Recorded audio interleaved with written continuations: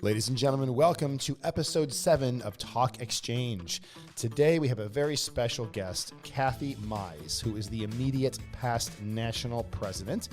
She's going to talk about how she literally grew up in Exchange, how she became a leader and established a club, and how she worked her way up within the organization, talking also about her role as the Child Abuse Prevention Center Director, or the Ready for Life program, Growth by Greenville, the impact that COVID had on her chapter, and even how Exchange headquarters provides the resources needed to grow an Exchange club. So a great episode. If you're looking to grow a club, you're looking to get some motivation, this is the one to listen to. So we hope you enjoy episode 7, Talk Exchange.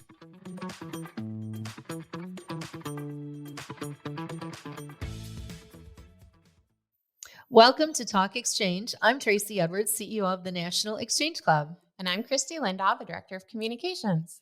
Christy, I'm excited about our guest today. Kathy Mize is our immediate past national president. She grew up in Exchange, so she has some amazing history with the organization and also led us through the COVID pandemic to growth as a membership organization. So we're pretty excited to hear about her story and learn from her. So welcome, Kathy. Hi, Kathy. Thank you so much. So glad to be here. Thanks for taking time out of your day. We know you have an important role. We want to talk about that too, and how your lifetime of service and your career choice really intertwine so nicely and really reflect what Exchange is all about. So I'd love to hear more about how you grew up in Exchange. We know that your dad, Jim Brown, was a past national president. He and your mom, so beloved by Exchange today and always. And what a history to be going to conventions and being very young and having that awareness. How was that for you as a child growing up? Yeah, as a child, growing up in a family that gave back, that's all I knew. Mm-hmm. Whether it's to our church or to the Little League or Exchange. My dad was a member before I was born. So my entire life, I got to go to Exchange events. I remember as a child being out at a tree lot for Christmas when they were selling Christmas trees and just all the fun parades they did and all the events. And it's really all I knew. So my entire childhood and into high school and then to college, I always wanted to give back. I always looked forward to when I was older and I could actually join an Exchange club and be a member myself. So I think it was just such a blessing to be raised by a family that just taught us the importance that there's a lot more to this world than just ourselves and that we all can do our part. Well, you're so right. And, we hear from people about how do we get the next generation engaged in service. That's how I grew up in a very similar family. We were always doing something good for somebody, giving back. And so, like you said, it's just what you knew to do. And imagine if kids don't grow up with that. How then are they expected as an adult to catapult into service somehow? So really it starts in the home, and that's awesome that you did that. It was just what you knew.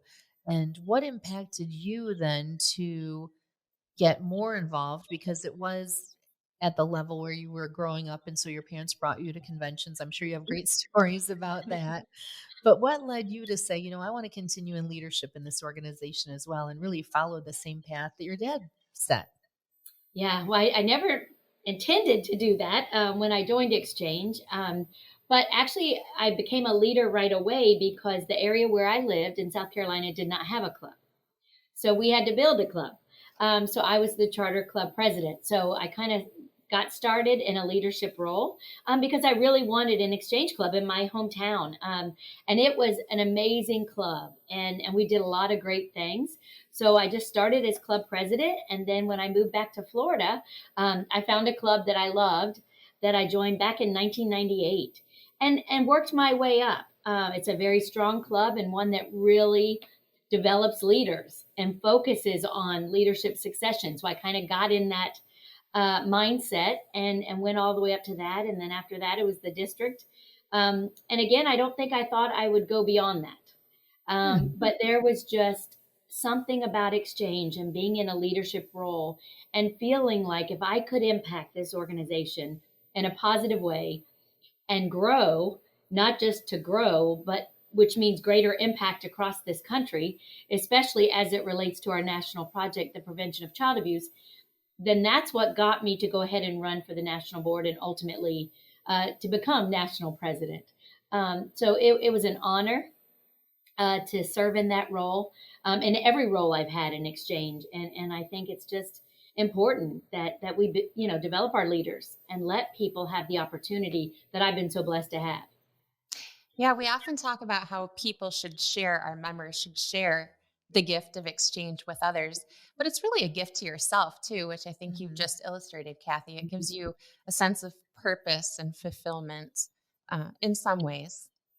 Absolutely. And it develops skills that you can use in every aspect of your life, whether it's, building relationships, learning how to, do public speaking, whatever it is, Exchange has a way of just impacting your life as a whole, not just when you're volunteering with your local club or on the national board, but it truly does impact who you are and who you become and the relationships you build. Sure. So how does that tie in, if you want to explain to people who haven't met you, haven't had the opportunity to meet Kathy, how did that play into what you do now through your career? That's a great story, and it truly impacted my career choice, 100%. When I went to college, I wasn't sure what degree I wanted, but I loved giving back. I didn't know if that might be a nurse or social worker or whatever it could be. And I kind of started going down that path. And when I went home one summer, we had a child abuse prevention center that was started by the local exchange clubs right there in St. Pete, Florida. And they offered me an internship. And I spent the entire summer working with the center, going out to homes, working with our parent aid model, really helping families prevent abuse from occurring, to keep their kids in the home, to give them a loving and nurturing environment, as opposed to them entering our foster care system. And it was after that I knew exactly what I wanted to do. So I got my degree in social work, and I have been in this field. I've worked, unfortunately, in the area of child abuse for a ton of years, actually investigating and in the foster care system. But I have had years where I was a child abuse prevention center director for our local Exchange Club Center, really focusing on prevention. And what I do today, we started Ready for Life 14 years ago, and it's for young adults that are aging out of our foster care system. So when they turn 18, literally the door opens and they can't stay in that system anymore. And there's no options. Their families have not done what they needed to get them back. They weren't adopted for whatever reason. And now they find themselves on their own, usually not in high school. They've dropped out, potentially already parenting or pregnant, and on the street, many times homeless. And so Ready for Life was created to come beside them, to do what you would do for your kids on any given day. The heart of what we do is a mentor program. These young adults said, we want one person that cares we're alive. Just one to be on the other end of that phone. So giving me chills. Yeah. So my entire career literally was influenced because of our national project with the National Exchange Club, and the local exchange clubs here are so generous and they support Ready for Life.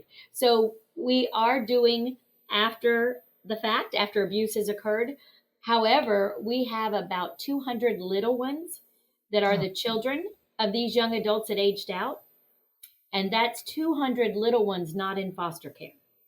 Right. So it truly is a prevention model that if we can break that cycle of abuse, which goes back generations, that's really what our parent aid model is. And that's what we're able to implement here on a regular basis.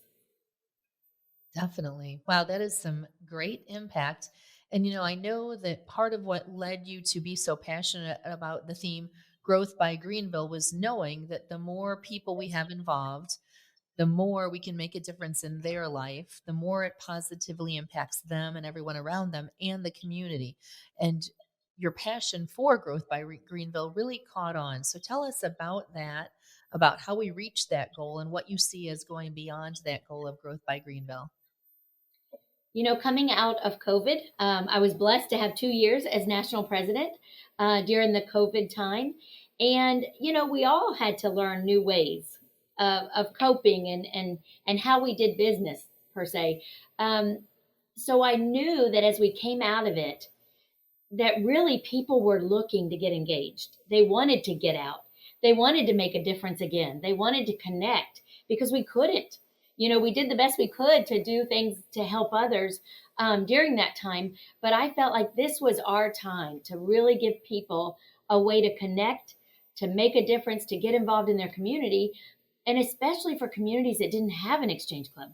I think about where I live. How sad would that be if we didn't have one club, or we have 3 or 4 locally? And it really is a vehicle. It's a gift, as you said. And it kind of was catchy, growth by Greenville. And so that's why we used it. But it really was a message of let's not stop growing. It's a mindset. It's a culture. Again, it's not let's grow just so we can say we have this many members. It's let's grow so more communities can have clubs. More impact can happen. We can honor more veterans and those that served and sacrificed. We can give youth scholarships to go to college, and the list goes on. And I think that's why growth by Greenville and beyond, I am absolutely optimistic, and I know we'll grow every year. And it's important that we do that, and that we encourage all our members to give that gift and to keep building this organization so that we can have a greater impact across this country. Yeah. And, there's so much that people aren't going to forget about COVID. Some things are going to be with us personally for the rest of our lives. And I think, Kathy, one of your legacies is going to be how Exchange weathered the pandemic, how we came out of the pandemic, and the fact that we did grow. I think that will be your legacy, and it's something you should be incredibly proud of.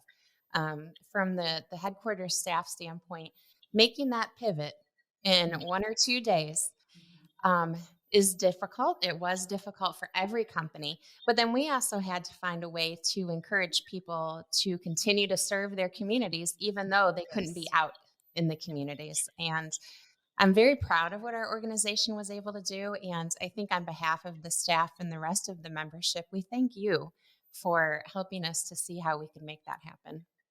Well, thank you. And again, it was an honor to lead, but I couldn't have done it without the amazing staff with the National Exchange Club. You all did not skip a beat. And that's what I tell people that want to, maybe be a district president or on the national board.